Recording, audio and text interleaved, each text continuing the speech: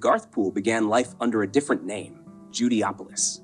She was launched on the 3rd of December 1891 from the Caledon Shipbuilding and Engineering Yard of W.B. Thompson in Dundee, Scotland.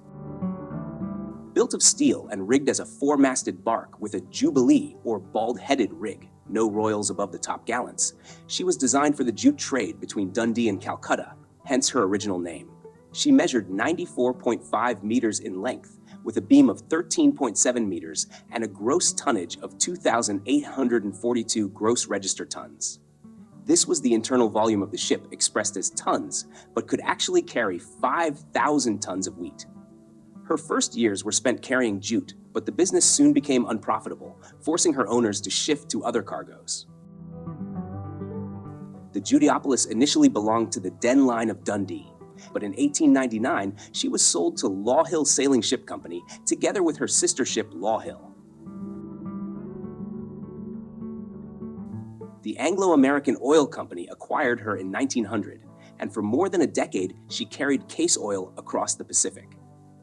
In 1911, ownership changed again, this time to George Windram & Co. of Liverpool, and she was employed in general cargo trades.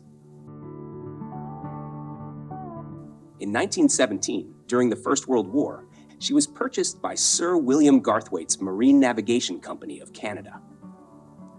3 years later, she was renamed Garthpool, in line with the company's tradition of prefixing ship names with Garth. In 1924, her port of registry became Montreal, though she continued flying the Red Ensign. The collapse of freight rates after the war forced many sailing ships to lay idle, and the Garthpool spent 1921 to 1924 laid up in the River Blackwater, England. Letters written from her deck during this period still survive.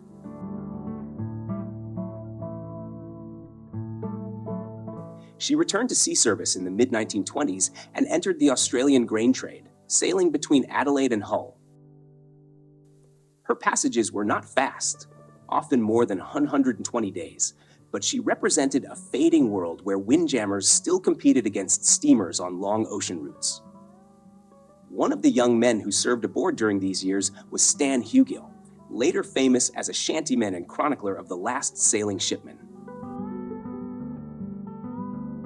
On the 23rd of October 1929, the Garthpool left Alexandra Dock, Hull, in ballast to sail to South Australia to load wheat.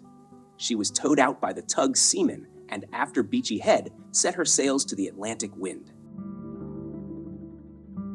The voyage south was marked by fair progress. Off the Canary Islands in early November, she was making 13 knots.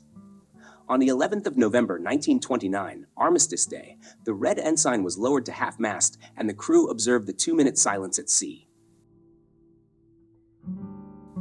Later that night, with hazy weather settling in, the lookout suddenly cried, "Breakers ahead!" The Garthpool was close to Baixo João Valente Reef, southwest of Boa Vista Island, Cape Verde. Attempts to turn her failed. She struck the reef hard, heeling to port. Stan Haugen wrote later, "Ahead and to leeward of us, a huge mountain reared itself, with its sides enveloped in a misty haze." The crew rushed to the shelter of the Donkey House, one of the deck accommodation houses, in the fear of rigging, spars, blocks, or even masts coming down on them. With a grinding noise, the swell and trade winds pushed the bark further onto the reef, which then held her fast. The Garthpool was now even more on her port side and was taking in water quickly, so Captain David Thompson quickly realized she could not be saved and ordered all hands abandon ship. The lifeboats were launched with difficulty, but every soul on board survived. In the dark night, the boats hoisted their sails with the intention of sailing to Sal Rey on the island of Boa Vista. However, they soon ran into surf, which seemed to have no way through it, so they quickly furled the sails and pulled away from this dangerous area with oars.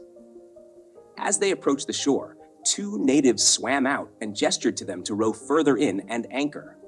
2 small native craft came out to them to transfer them ashore. However, Captain Thompson and the second mate, Stan Butcher, with 3 or 4 crew, went back to try to board the Garthpool and retrieve equipment and food. The sea conditions prevented this, and they were forced ashore further along the coast, giving them a 7-mile walk back to the rest of the crew. They arrived extremely tired. The place they had landed was Canatao, a very small habitation on Boa Vista Island. And indeed, the nearby fishing village was only a 5 or 6 adobe houses, not quite the metropolis from where they could find help. The natives started to arrive and brought them champagne cider to drink as water was scarce on the island. They had previously looted this from the Axbe Mendi, a Spanish steamship wreck which carried 100,000 bottles of it. However, on seeing the sailors' clothes spread out to dry, they demanded payment for the drink and food, and the crew were forced to barter their clothes. By evening, a lot of the crew were drunk and bawling out sea shanties, after which they curled up on the beach to sleep it off. During their time on the island, there seemed to have been unrest among the Garthpool crew and the locals. Captain Thompson, initially a powerhouse of a man, became rather melancholy when he realized his ship could not be rescued. Next morning, it was decided to go back to the Garthpool to get stores, but they found the natives had stolen the oars and rowlocks from the lifeboats, and these had to be bought back from them. Eventually, the ship was reached, but they found it had been largely stripped by the locals overnight. Being marooned in this isolated place, Captain Thompson decided that they had to get help, so he and second mate Stan Butcher, plus a Portuguese customs official, rode for 6 hours on donkeys, 17 miles across the mountains to Salray at the north end of the island. They arranged the rescue of the other crew, and 3 days later, a cutter appeared in the bay where the crew were and took the stranded sailors and passengers to Salray, the capital of Boa Vista, where they were fed and watered. The next day, November 17th, the cutter took them to St. Vincent. From there, 2 parties of men returned home to Britain aboard the liner Avalona Star and a Royal Mail packet ship, Desiato. The Garthpool was officially declared a total loss, wrecked, on the 11th of November 1929. Her grounding marked the symbolic end of the British windjammer era. She was the last deep-water square rigger sailing under the British flag in commercial service. Among those who left their mark from that final voyage was Arthur Edward Pearson, an apprentice pilot who photographed the wreck. His family later carved a wooden relief based on that photograph. Stan Haugen immortalized her in his writings and songs. Marine artist Derek Gardner painted her in oils in 1967. The work is now preserved at the National Maritime Museum. The reef that claimed her had long been notorious. Charts at the time may have contained position errors, and local currents and haze may have contributed to the grounding.